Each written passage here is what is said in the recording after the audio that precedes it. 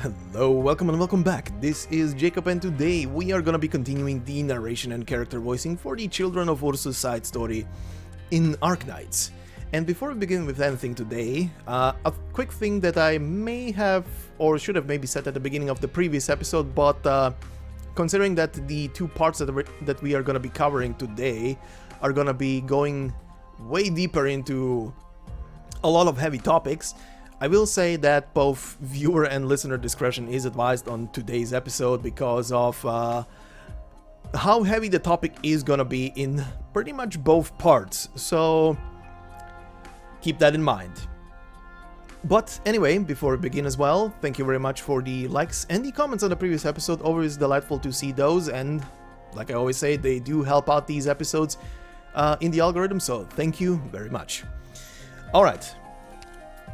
Before we also begin, as a quick little recap of the previous parts, in the first story that we covered last time, Habits, we mostly followed around Gumi and learn about the titular habits that she has developed after the events that transpired in Chernobog and the school that all of the students were pretty much enclosed into.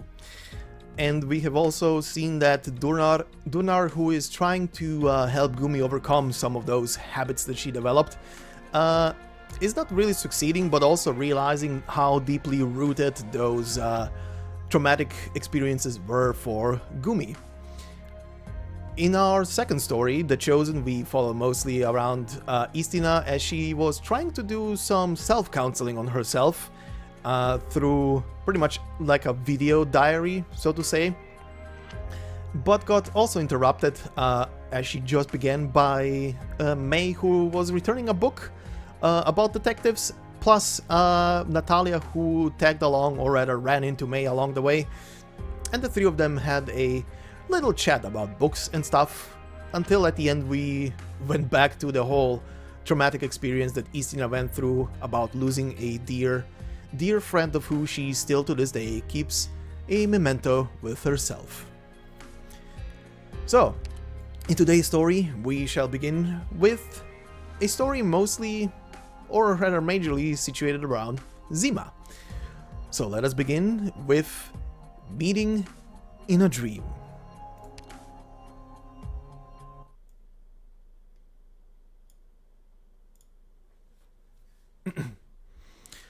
It's morning. I came out of my room as usual. Sonia, are you finished washing up?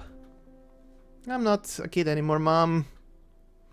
Mom calls me from the kitchen where she's cooking. I sat down at the table to wait for my peeping hot breakfast.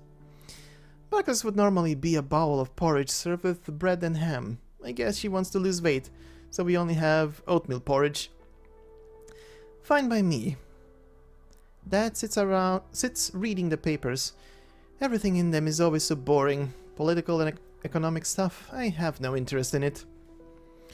Why don't they run stories about my glorious accomplishments? Sonia, how's your school going? This again. Doesn't he get tired of going through those motions twice a day? It's only ever at breakfast and dinner that he pretends to care. Fine. You're in 7th grade already. It's time you start behaving. Why? I'm only in 7th grade. And have you decided what you'll do after you finish 9th? Not yet. After 9th grade, I have to decide whether I'll keep studying or go to technical school to learn a trade. I know Dad would rather I go to a trade school, and I'm sure he's about to say so. I think you should... Don't push your hang-ups onto your daughter. Did you find work yet? Mom interrupts Dad as she carries her breakfast out of the kitchen. I have an interview today. Since losing his job, Dad's struggled to look Mom in the eye. Not that it was much better before. You have to put aside your pride, Pierre. We can't eat dignity. I know, I'm trying, Anna. Mom cares a lot more about my studies than Dad. She wants me to stay in school after graduation. She's even saved up money for it. She always talks about how you couldn't go all the way through ninth grade and for free in her day. And at the same time acknowledges how lucky she was to have been a maid to the nobility. She finished her studies at a girls' school, which let her get a pretty good job, even in a lousy economy like this one. Sometimes I wish I could be a good girl for her. Too bad I can't. If only you were. Come on, Sonia, eat up. You don't want to miss the bus. I know. I look down at my breakfast, baffled by the strange look of it all. A sad little glop of porridge, half a slice of bread, and a suspiciously shaped ham. Mom? What's this? What do you mean? It's the same thing we eat every day. No, it isn't. Did you forget? A girl who looks exactly like me appears at the table. Who are you? Why are you looking like me? I am you. She's me? That's ridiculous. Then who am I? You're Sonia. This makes no sense. But even weirder is how Mom and Dad have no reaction to this doppelganger popping up at our table. Sonia, what are you daydreaming about? Eat your breakfast. Oh, I get it. This is a nightmare. That's the easiest explanation. It's just some weird-looking food. I've had scarier dreams. Those were fantasies you pulled from comics and games. You used to think unbelievably powerful things were the scariest. A column of tanks, a giant monster, your father's fist. Something simple and cruel. What is she saying? How could she know? What's it to you? You're just a figment of my imagination, too. How else would you know what I'm thinking? Take a closer look at the food you're holding. What? It's not porridge. It's rice in water with some weeds mixed in. It's nothing like Mom's cooking. The bread, it's bread, but it smells terrible. Like it's been left out for days on end. But how should I know that? The ham looks like it's been torn off a bigger hunk of flesh, and it smells almost fishy. Wait, is this blood? It's just a nightmare. But you've never had one like this, and it feels so real. It's as if... I get the sense that my doppelganger wants to tease me, but teacher always says teasing is a way of making yourself happy, but by hurting others. And she doesn't look happy. Either way, I know I can't let her get away with it. Even if the food's a bit worse, does it make a life not worth living? I have to shut her up and get to school. Shut up.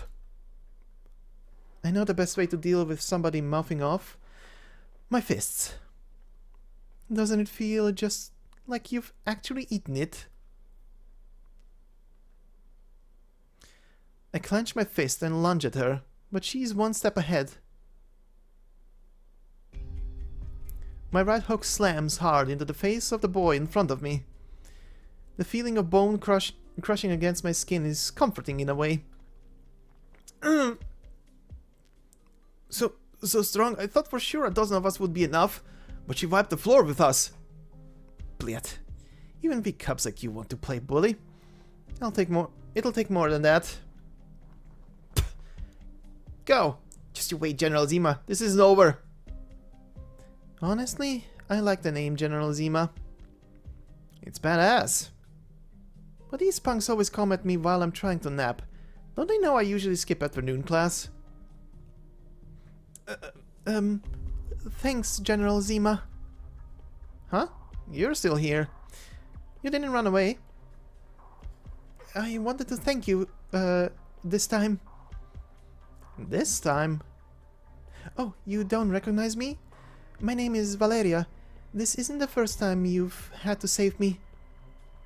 Now that she mentions it, the yellow bow in this girl's hair does look familiar. Was it last week or last month? I'm pretty sure I helped her, yeah. You saved my friends too. We're also thankful to you. Looking at her bright, shiny face, some of her happiness infects me, but I still have to keep up appearances.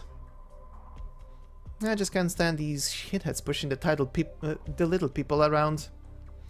And you need to work up some courage. If you were braver, they'd be the ones scared of you. Yes, you're right. I'll try.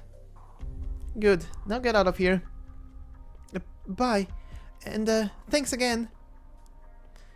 She yells back as she runs off. Is it just me, or is everything in the classroom much dirtier than it was? Whatever. Back to my nap. I pull four chairs together and lay down. What's that? My back is pressing into something. I reach behind me and pull out a yellow bow. It looks so familiar, but it's dirty. And on one side is broken. Huh? The back of the bow is stained a dark black color like blood. It must be ketchup. I toss the bow aside and go back to sleep. But before I can slip into my slumber, I hear a voice. You found this bow later in one of the classrooms. Admit it, you know she is dead. The classroom door suddenly flies open, interrupting my nap. A girl with glasses walks in carrying a book. I can tell from her uniform that she doesn't go to this school. Excuse me, is anyone else here? This is my territory. I'm the only one allowed in. Sorry, but my friends and I are looking for shelter. Are you Sonia? You're Anna? Anna used to be my neighbor. I haven't seen her in years since we moved, but... Take another classroom. Honestly, she asked nicely, and it's not like we didn't get along before. I don't really want to turn her down. But things have gotten rough among the kids here since the first time. I had to fight off 3 gangs today alone. I know this might bother you, Sonia, but... There's only one inside, Anna. Let's just chase her away. Oh, okay. Time for another fight. Then we'd be no different from the robbers. That isn't us. Anna's the same as she ever was. A peacemaker.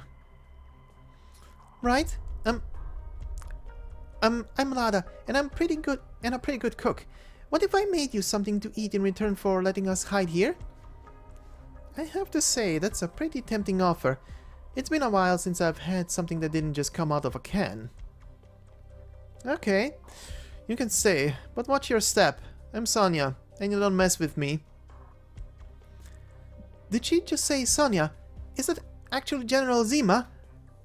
She's famous even over at our school. She's easily the strongest girl in the district. No way, sounds like we lucked out. I have to say, I enjoy the acclaim, but the best part is seeing the face of a girl like Anna turn upside down when she hears it. Thank you, Sonia. We'll try not to bother you. Damn, no reaction. Lame. And I give my permission. After I give my permission, she leads her whole caravan in. The first bunch are a mix of girls and boys. Their clothes are pretty ragged. Their hair all messy, and they clearly haven't slept in days. Then behind them... What the hell? A bunch of empty floating school uniforms? And at the very back of the crowd is me. Floating sailor suits, huh? That's quite a coping mechanism. What are you talking about? I mean, who even are you? I'm you, and you're dreaming, idiot. It makes sense. Something like this has had to be a dream, but why did I just call myself an idiot? I mean, at least it's better than a bunch of headless zombies. What do you mean? Why would there be a headless zombie? Because you killed them all. Why would I do that? Because they were going to attack you. Weren't they, Istina? There was no other way. They forced your hand. Right, as long as there's a good reason for it, violence is okay. That's how I roll. Is that really what you think? I always believed I was doing the right thing. This is pretty weird even for a dream. My doppelganger is having a conversation with a girl I barely know, as if they're old friends. Well, all reason tells me they're both just figments of my imagination. That reminds me, shouldn't I have woken up as soon as I realized I was in a dream? The instant that thought pops into my head, everyone in the room but my doppelganger and the floating uniform turn to fix their eyes on me. Every face bears a twisted smile. They surround me. Everyone speaking at once. You are our leader. You should stay here. You should lead us. I try to find the other me, but she's gone.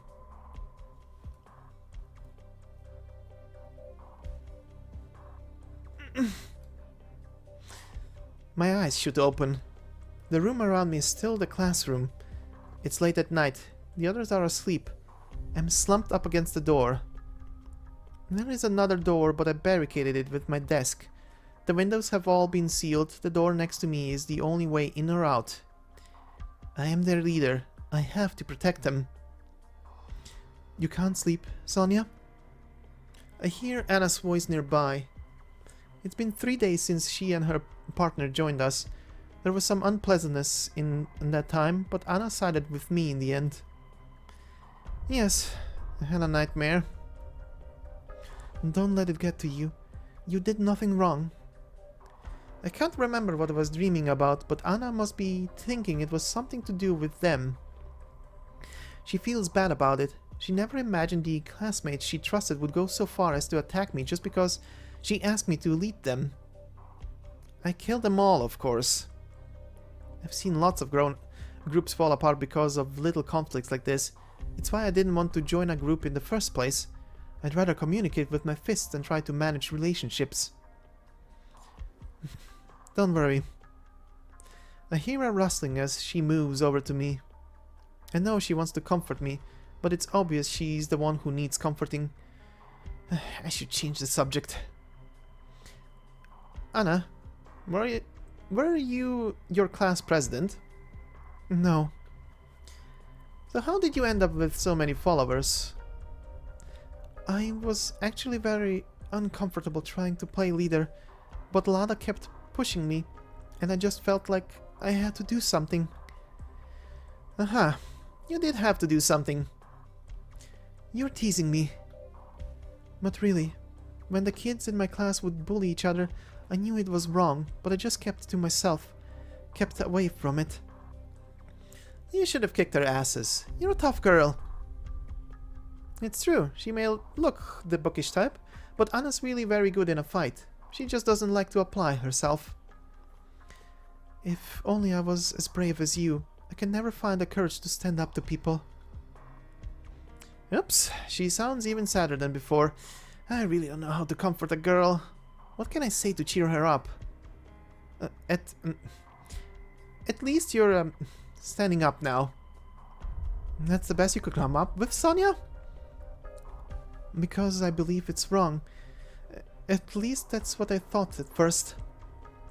What's wrong? This, all of it. We've been locked up in this school for 8 days.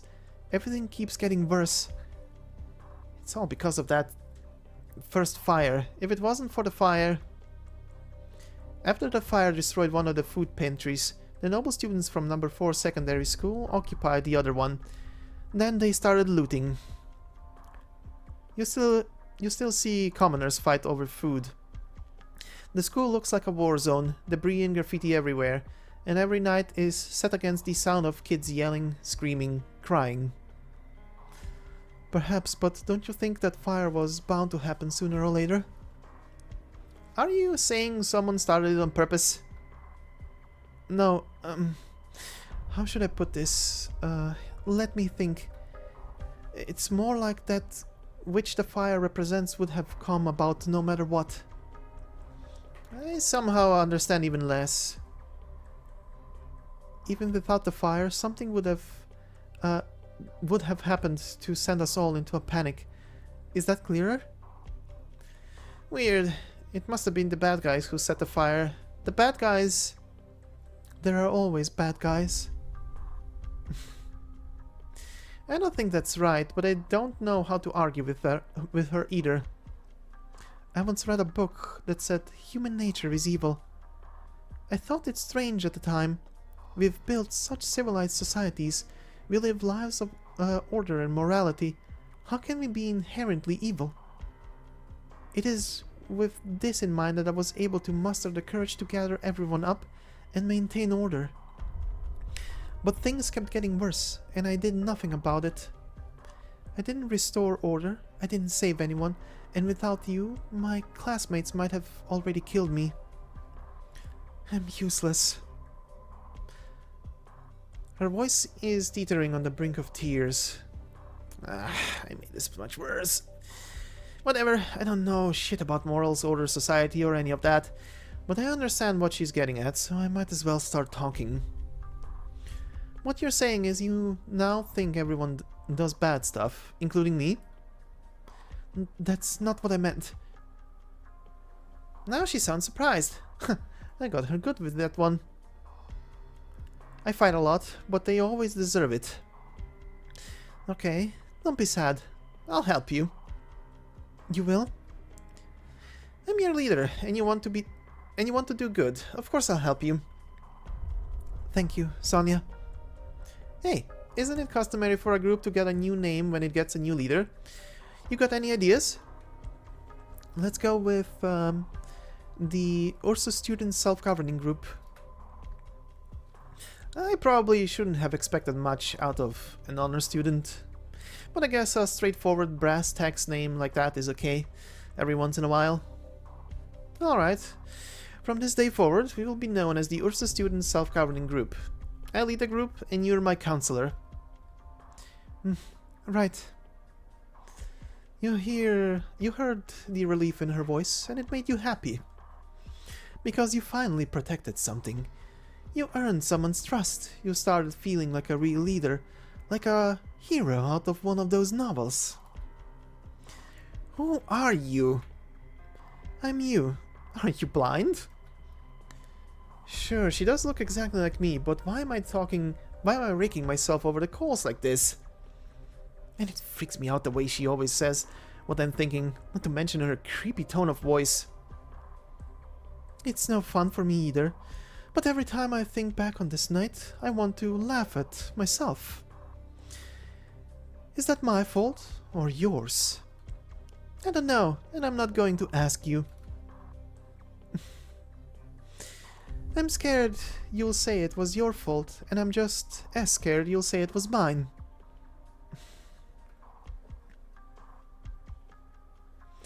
Suddenly, I realize the floor beneath my feet has become a bottomless void. And I start to fall. As I fall, I hear disjointed voices calling out. Think about it, Anna. Sonia alone can't protect all of us. The only choice is to join them. Sonia hates the aristocrats, Vika. So you're going to risk all of our lives?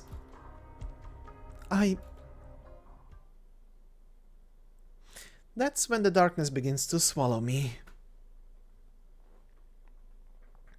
I drop down from the second story window, landing steadily on the ground. They'll catch me if I take the main entrance, so this is my only way. There's something I have to do. Something very important to me. I understand Anna, because ideas make sense, and I'm not so full of myself. I think I can take all those noble shit stains on my own. At least I couldn't take them head on. They're definitely asleep this late at night. Now's the time to take them all out once and for all. Well, maybe killing them all is a bit much. Capturing the leader would do the trick. But really, I have to cut off the head to let the body die, at least. Please, let me go! Help! Hand over the food you've been hoarding. We don't have any food, I swear! Please! I'm not going to save them. Not only because I'm busy, I also don't care. I've seen so much of these past 2 days. I saved a few, and now we've got more kids holed up in the classroom than when Anna showed up with her classmates. So Anna had to listen to Vika. But the truth is, even though she told her, I don't like nobles, it's actually Anna who hates the aristocrats more than anything. When those shitheads took the last remaining food store and left the rest of the kids to fight over scraps, that was the last straw for Anna. She doesn't want to join them. And I sure as hell can't change her mind. So it would be nice if the cause of all her worries were here just went away. I think to myself as I press on, leaving the screams to fade away behind me. That tree was still standing yesterday. Who's bored enough to go around chopping down trees? I suddenly trip over something, barely keeping myself upright. I look down to see a fallen road sign, already covered in illegible graffiti. It's only been 10 days since they locked us in here, but the school looks like it's been abandoned for years. Pockmarked walls, graffiti, litter, blood. Honestly, I hate it. I don't know when it will finally end. I hang my head and press forward to the fancy scumbag's base. It's in this warehouse, with the last of our food. And who do I see standing there? Me. Who are you? I'm you. Not sure why, but I actually wasn't that surprised. You'll be charging into this warehouse in a minute. You wanted to go right for their leader, but you were never very good at sneaking, so you got caught, and you had to face down a phalanx of fancy rich kids. You're strong, Sonia. You almost managed to break through them. But you've always been so reckless. You knocked over a lovely candelabra and, well... Vroom.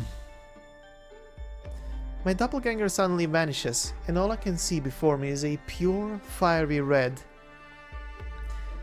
I lit the second fire. The blaze destroyed the noble stronghold, and all the food along with it.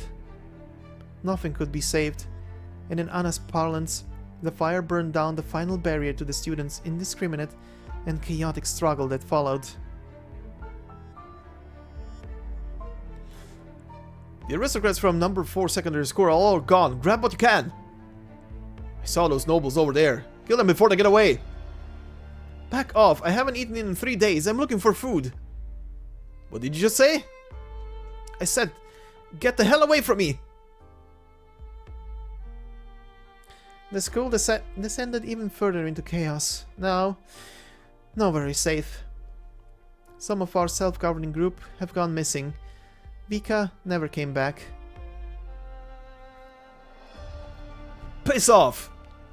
It's mine! Help! One day, I can't remember which reunion suddenly left. But they never actually did anything other than lock us inside. And the chaos continued, as if the students didn't even notice they were gone. As if they were enjoying the chaos. Hey, the reunion guys guarding the school are gone. We can finally leave. Why don't you look excited, Anna? It doesn't matter anymore. Ever since the first fire, none of this had anything to do with reunion. But we were not ready to escape the chaos, and the next day the catastrophe came. The catastrophe shook everyone. It was then that it became clear that they could all leave. It was also then that we realized things were even worse outside the school.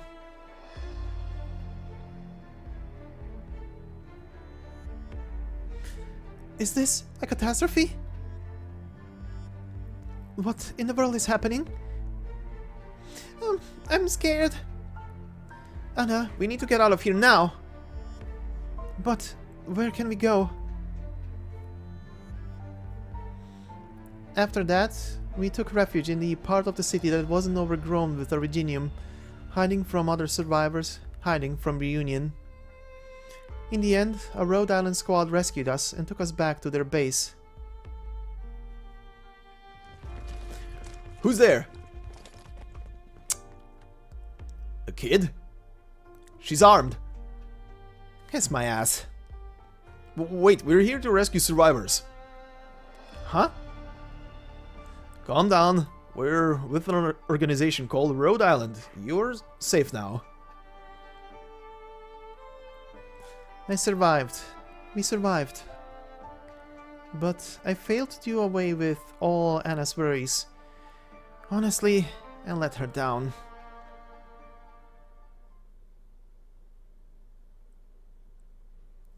Sonia, the students never would have become like this without the fire. It was an accident.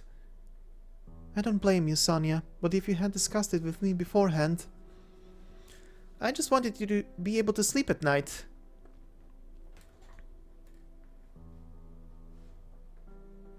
Zima, I'm still willing to trust you. But I don't know how to talk to you about these things. You're guilty. I'm not. You deserve to die. It wasn't that bad. You let me go because you felt guilty. I didn't want to kill you. Don't beat yourself up. You made a mistake is all. I can't stop thinking about it. I hate you. And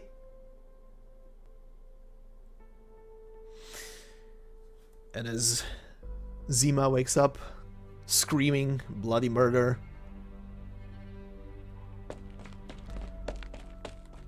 she runs to puke. And puke. That's the dream again. Anna,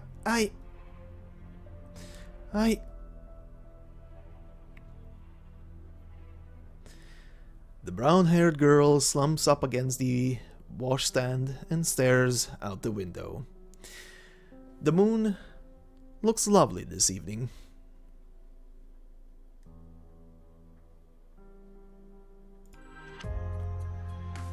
Alright, and yeah, that was our first story for today. Now to the next one, titled Hypocrisy.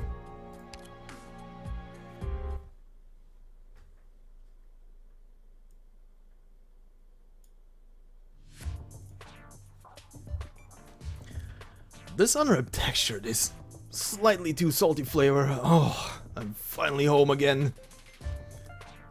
It was just a long mission. You don't have to kiss the deck. Hey, you don't know how I take to Ursus food. It really doesn't agree with me. Our canteen's way better. I like everything here. The way you just put it, it doesn't exactly sound like you like it. Something doesn't have to taste good for me to like it. I helped some survivors find their relatives, and they thanked me with a banquet. A big, classy, noble shining. But let's just say my palate isn't so refined. Yeah, sure, you're totally dependent on the Rhode Island cafeteria. So what was the mission? I'm pretty sure you know the deal. Resettling the refugees from Chernobog in another Ursus city. Easy stuff, but time-consuming. Forget I asked. I know how much refugee ops mean to you. Yeah, there's only so much we can do when there's so many of them, and so few of us. But a life saved is a life saved. I heard Doberman talking about how we're not in the best position with Ursus right now, so it's great that Amiya and the doctor are still willing to do these rescue operations.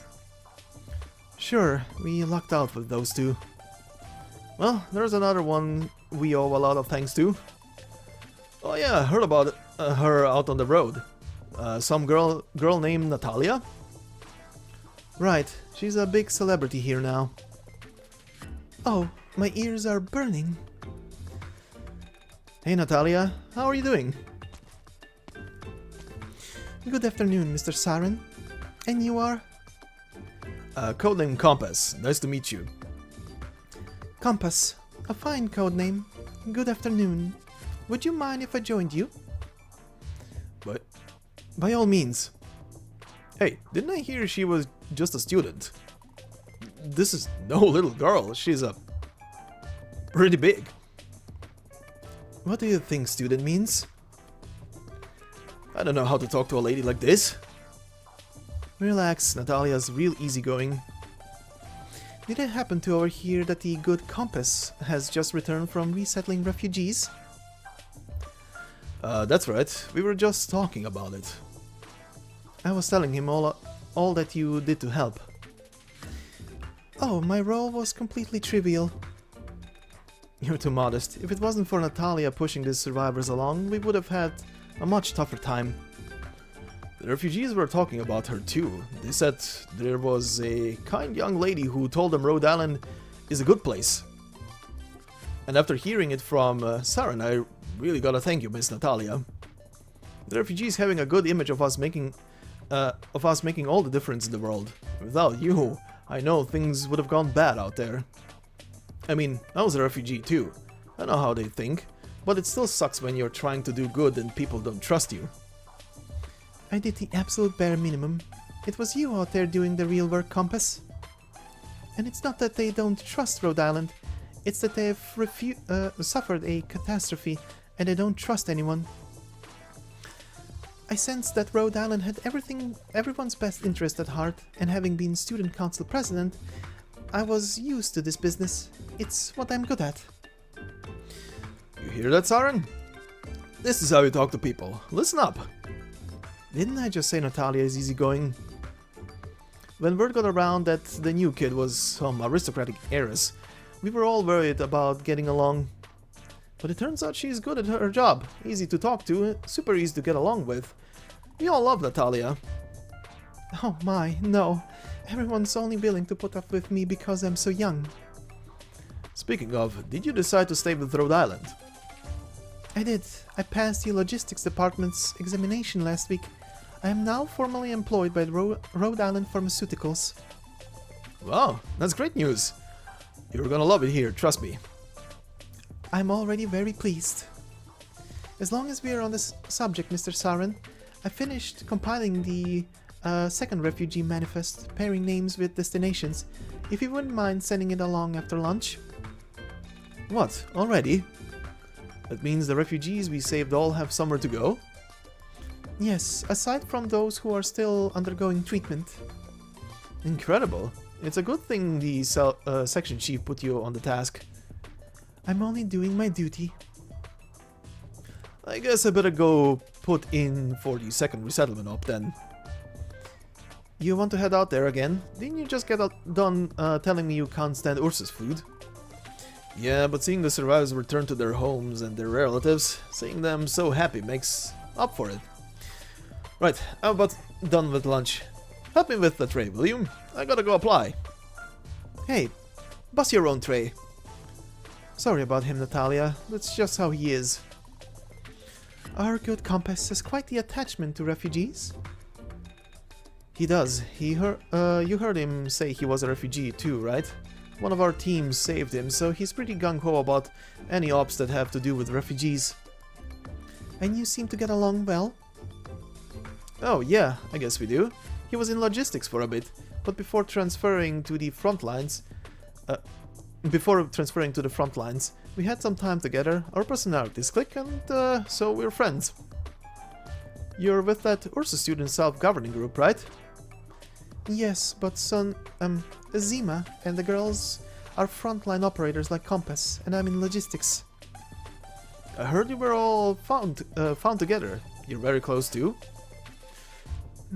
Yes, we are. We were together all that time. We're very close. You went through it as a group. That's good. Not to say that kind of hardship is good. I know what you mean. Oh? Zima? Speak of the devil, huh? Is she staring at you? Yes. Forgive me, Saren. I must be going. Yeah, sure.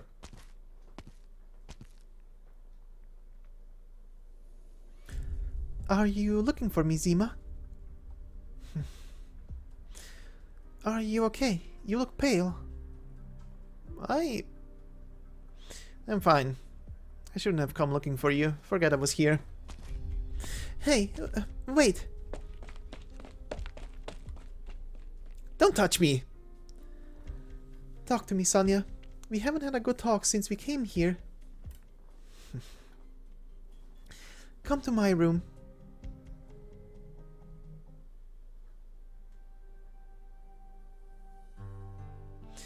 Have a seat. Care for a drink? Coffee? Tea? I have both. That's the aristocrat in you. You still have the strength to tease me. Looks like you're in better shape than I thought. Your face back there was a ghastly sight. Let's call it coffee then. Rhode Island has some fine beans, but I can't say the same for their tea. I've heard it has something to do with the chief engineer. She's quite peculiar about her coffee. What do you think? How should I know? I've been hearing nothing but praise lately. I'd missed your venomous tongue. And I'm sick of you already. Do you take it with sugar? No. Really? It's black. No. Alright. Enjoy.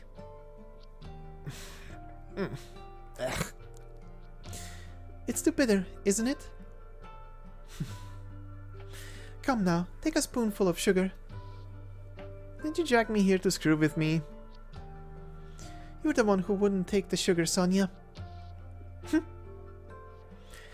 And let's not forget, it was you who came looking for me. I already told you that was a mistake. We're not friends. I don't like you. True, we're not friends. Nor is Anna my friend. We simply survived together. Simply. Sonia, there are some things that are harder to say to those closest to you. If you were my friend, I would not have brought you here. Some things can only be said to someone unimportant, someone who understands your situation. For me, the best person is Anna, but you'll do. Rhodes Island is too direct and open, while Anna is too honest and kind-hearted. They won't do. Sure, you feel the same, which means you have only me, I'm afraid. I'm honestly not surprised you came to me. Does that mean you want to talk to me? Yes. Why? Sonia, these last 2 months, how do you feel fighting as an operator? What do you mean, feel? It's just fighting. I guess it does suck to have to listen to the doctor. You're talking back to the doctor, even made it to logistics. You're quite something. I'm not like you. I don't like fancy. What I really want to ask you is, after all we've been through, do you not struggle to pick up a weapon? I like fighting. I see. Still, I think it would be in your best interest to learn some fancy talk.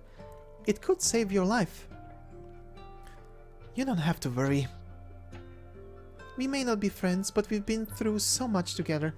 I think it's normal to care about you as a colleague. And to tell the truth, I do quite like you. I would like to be your friend. Huh? To be more precise, I'd say I envy you, because you do so easily what I could never do. Now then, Sonia, won't you tell me what made you seek me out? I've been having nightmares lately. Can you describe them to me? No. Alright, let me guess. They must be something you can't talk to Anna about. Otherwise you wouldn't have come to me, right? Right. I figured it out while we were still in Chernobog. You two had an understanding. You each know what the other needs, but you avoid talking about it. None of your business. Relax, I'm not trying to tell you what to do. I'm in no position to be giving advice to others right now. Let's talk about something else, Sonia. Do you plan to live your life as Zima now? What do you mean? I mean, are you going to stay at Rhode Island? We don't have to. The people here are very understanding. If we wanted to leave, they would send us off somewhere peaceful. There are many survivors like us, rescued at the same time, already on their way back to Ursus. If we wanted to, we could go to another city in the Empire and start new lives. So why haven't you left? I don't know. Nice weather, isn't it, Sonia? Perfect for a picnic. Hey. Back when we were combing through the ruins, desperate for food, stretching a single bottle of water to last an entire day, I often thought to myself, if I survive this, I'm going to find a lovely garden on a sunny afternoon and have a sumptuous picnic. Hey! But far more often I thought, I wish you killed me that day. Don't hesitate, don't pity me, don't think to save me. Look down at this wretched aristocrat girl and swing your axe. It may have been the very best thing for me had you just ended my life right there. There's still time. You really could? We left that place, Sonia.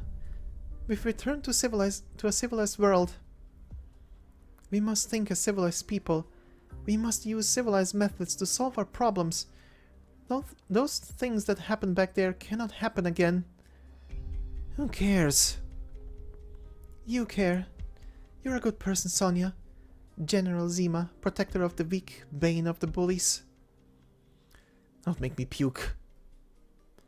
That's the Sonia I heard rumors about. I just can't stand those punks who get a little bit of strength and think it's a license to bully. You must hate the aristocracy then. Duh. A bunch of fake-ass self-important shitheads. Yes. They, or rather, we are fake-ass self-important shitheads. Since you brought me back, I don't think I've ever told you what happened to me before you showed up. Did I? Nope. I just know you were in charge of that gang of nobles. I'll tell you the story sometime. Whatever. Most of the nobility and wealthy people fled the city when reunion came, or even before. They knew they were coming? Yes, they did. Sons of bitches. Indeed. But you know, nobles are selfish. You too? Yes. So why did you stay? My family was just too slow. We were trapped with some other noble families. Some houses didn't take the threat seriously, of course. Oh. Come now, don't give me that face. This background is important to frame the story. We'll get to the good part. In short, the students who were sent to your school fell into either the slow or stupid categories.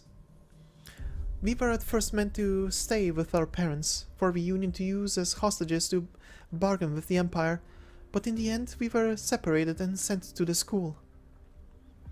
That's kinda weird. It was. Nobles make good hostages in a time of war, not to be wasted. The aristocracy is elegant, noble, and should command respect. Even as a captive, one must never forget her house. You're all screwed in the head. The old me would have locked you in a 2-hour debate for saying that, Sonia, because that's how I was raised. But now, I agree. There is no real difference between nobles and commoners. It's all window dressing. Scrape off the veneer and the aristocracy is truly ugly. We talked about how if it weren't for the first fire, if we didn't lose that food store, things wouldn't have gotten so bad. But Anna said even without the fire, something else would have happened. If I had been through that, I would have thought the same. But in any case, it's what needed to happen to cause all that came after. The funny thing is, nobles don't need anything to happen. Put them together and they fight. Why? Should I get into the differences between new and old nobility? The mayor's political leanings? How many factions there are in Chernobog aristocracy? Could you, like, not do that? But then you won't understand why they fight. I guess I'll just need to understand. I guess I'll just never understand. I'm not really interested in these things either, but as a daughter of the House of Rostov, I had to learn. All you need to know is that from the very first day we were locked up in the school, the noble students were backstabbing each other. I had no choice but to step forward as the student council president of number 4 secondary school and use my status to bring order. You mean you organized them to put an end to the fighting? Sounds reasonable, doesn't it? In order to stop my classmates from fighting, I stood up and took charge. Flashing back. Don't think you ruled a ruse just because your father owns mine, Pavel. A mere baron there who takes such a tone with me. He's lucky he doesn't find my blade in his chest. As for you, second son of House of Ivanov, when did it become your turn to speak? Maybe you'd like a new hole in your torso as well. How dare you? My father is a counselor. A counselor? Do you know how many counselors come to my mother's raise every Sunday? Oh, you don't? Because your father doesn't make the cut. You... Hold your tongue, Pavel. Please, Natalia, call me Pasha. You need not to be so formal. I'm serious, Pavel Nikolaevich. You are not to start another senseless quarrel. As you wish, my esteemed president of the student council. Tatiana, please bandage Victor's wound. Oh, of course. Ladies and gentlemen, we have been sealed inside the school. We know not what will happen, but I suspect that reunion movement won't let us go lightly. Look at what you've become. It hasn't been 12 hours and you're arguing, fighting, even threatening to kill your fellow nobles. Is this how the aristocracy behaves? Who the hell are you? Why should I listen to you? Because she is the president of the student council at number 4 secondary school, Natalia Andreevna Rostova. You're the eldest daughter of Count Rostov. She is the Pearl of number 4, the one whom Count Rostov has declared his heir. We have gathered here the nobility from each district secondary school. I do not wish to focus on my rank. I simply must impress upon you all the gravity of our situation. We find ourselves surrounded by many common students, and I do not want them to see such disgraceful conduct from us.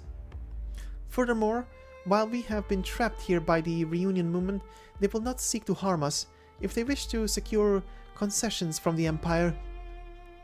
Are we going to waste our precious lives on such infighting? We need unity, now more than ever.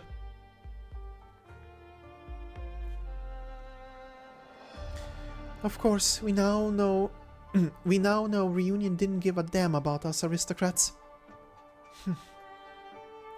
Anyway, I was able to put a stop to their fighting, but in a situation like that, pretty words and a fancy title will only get you so far. Sonia, do you know why the Empire of Ursus is as strong as it is? In fact, there were quite a few noble students who were unwilling to submit to my authority or share the same room with someone else, and left the group. In the end, I had some 3 dozen under me. At the time, I thought I had done very well. So that's why there was still so many noble shitstains lurking around. Yes, I'm sure they made their own groups as well. How was I supposed to know? It's a shame. I'm enjoying this conversation with you, but I do wish Anna was here for it. Don't change the subject. Oh, I'm sorry, I do have more to say, but it's hard to get the words out. Ursus is what it is today because of war. The previous monarch waged endless war, pillaging resources and investing them in the next campaign. As long as there was war, the empire could function, the people united in their common struggle. I agree with President Rostova. I will submit to the president's leadership. If you are all willing to put your trust in me, I am willing to serve the group. I was able to stop the fighting barely, but what do I do next? That being the case, I have a proposal. Oh? You were correct when you said we have a responsibility to preserve the dignity of the aristocracy.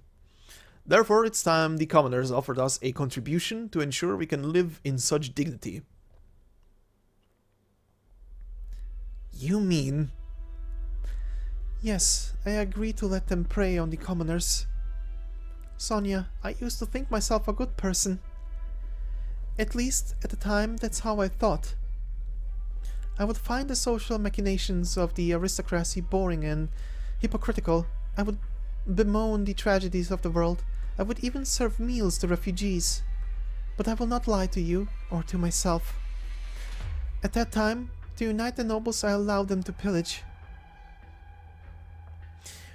Wham! The white-haired girl is thrown to the floor. She takes a few solid hits to the face, and as the slight trickle of crimson blood slips from her mouth, it curls into a smile. A tragic smile. You piece of... I am a monster. But you know, Sonia, I wouldn't realize it if I never spent the time with you, if I never came to Rhode Island.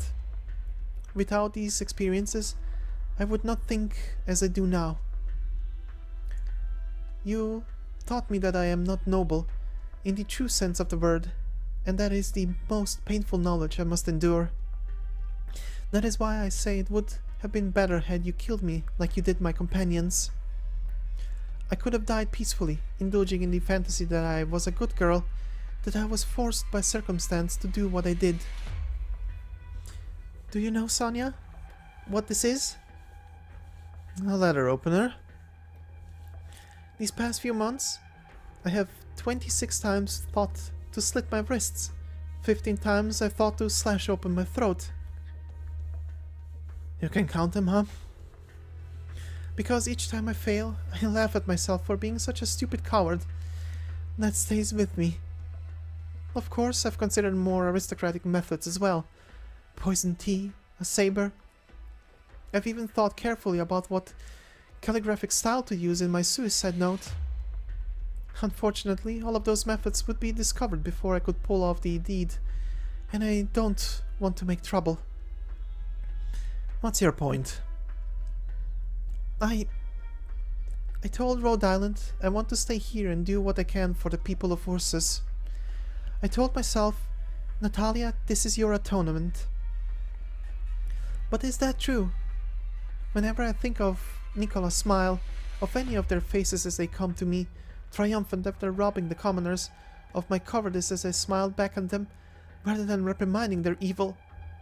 Whenever I think of that, whenever I think of all that I let them do, of the plans I would make for them, of the joy I took in our comfortable hoard of supplies, whenever I think of all the screaming and crying I ignored, of how I thought myself innocent by way of circumstance, of how I began to grow accustomed to living that way. Sonia, can you believe it? That in that entire battle royale I did not kill a single person? And yet, I bear the most guilt. Do you think I brought you here to tell you what you should do? No, Sonia. I don't know. I have no idea about anything. I don't even know how to tell people I don't know. All I can do is put on that stupid facade that I have everything perfectly under control as I drag you in here. Do you... I'm sorry, I lost my composure. Do you want something to drink? Black tea, please. Thank you. Okay. So, where do you keep the black tea? You've got a shitload of different tea boxes over here. I can't tell what's what. I'll get it, Sonia. Sorry. It just occurred to me you probably don't know how to make tea. Please forgive my momentary lapse in judgment that pushed you to do something you're not good at. Why you... Say, Sonia, what exactly were you thinking back then? Huh? After the fire, I ran as fast as I could only to be caught by some other students. Why did you save me? You knew, of course, that I was the leader of the nobles wreaking havoc just days before. I forget. You probably just look too pathetic. Then why would you let me join the self-governing group? Because Anna said it was okay. Do you want me to hate you, Natalia? I don't know. Can you hate me? I've never seen a shithead admit she's a shithead before. So a shithead who admits she's a shithead isn't a shithead anymore? Do you want me to crush you? I'm the masochist. It's just how should I say? I'd like to be honest with you, after all that you just heard, to avoid any misunderstandings. What? Oh, that's just some kind of hobby popular in aristocratic circles. I've only heard rumors, actually. Don't worry about it.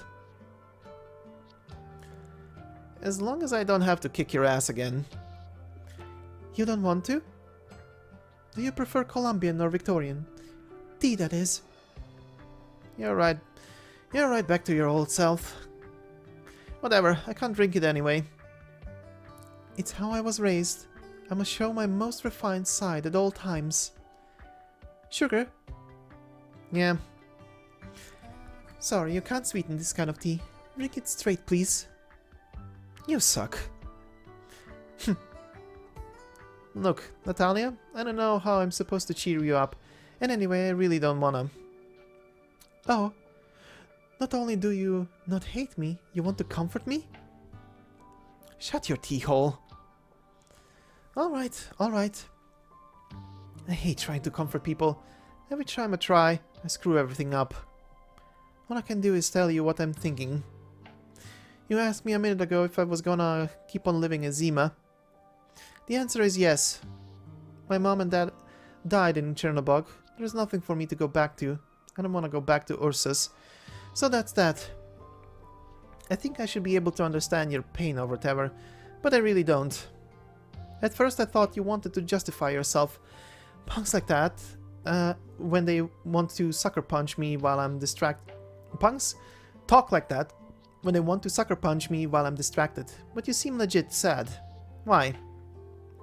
These noble shitstains wouldn't have been any better off without you, and you're not the one who turned them into dickheads anyway. You didn't make all that happen. It was actually me. You? Nothing, forget it. But if I was one of those nobles, I might have liked having a leader like you. Same way Istina chose me. You did what you could. I only hate you because you were my enemy before you weren't. Also, I hate nobles. That's all. Oh, and I have nightmares. And the nightmares make me puke, and then I can't sleep because I'm sad. But doing what you can to survive isn't bad. And I don't think it was bad to let you live. You think you're a shithead, but I know, without you just relying on Anna, we never would have survived those next couple weeks. Just go for a run. Eat when you're hungry. Sleep when you're tired. Better than sitting around moping. What? What's making you laugh like that?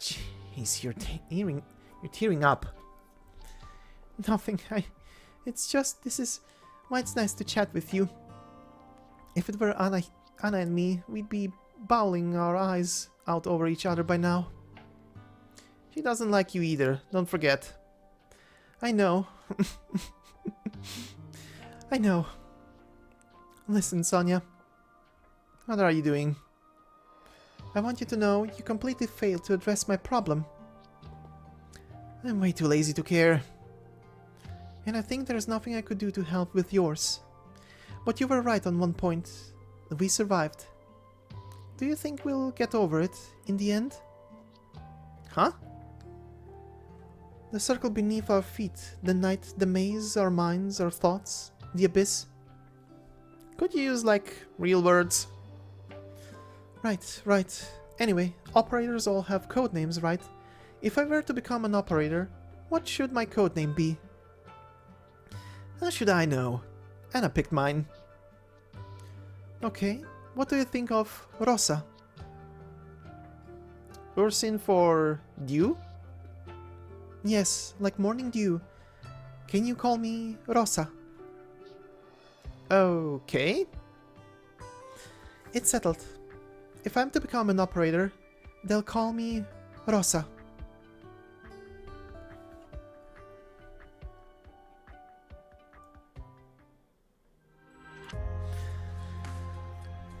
Alright then, and that will be it for today's episode.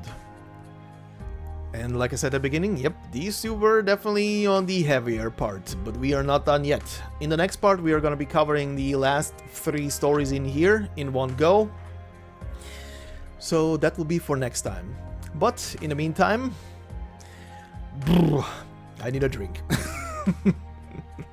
Maybe some coffee. Anyway, I hope you enjoyed this episode. If you did, please consider leaving a like, it would help me out. And if you're new to the channel and enjoy these narrations, there is much more, so consider subscribing. There's a lot more on the channel to listen to. But in the meantime, I hope you have a fantastic day wherever you are. Hope this didn't bum you out too much, if this was the first time you've listened to this story. And I will see you in the next part. Until then, bye bye.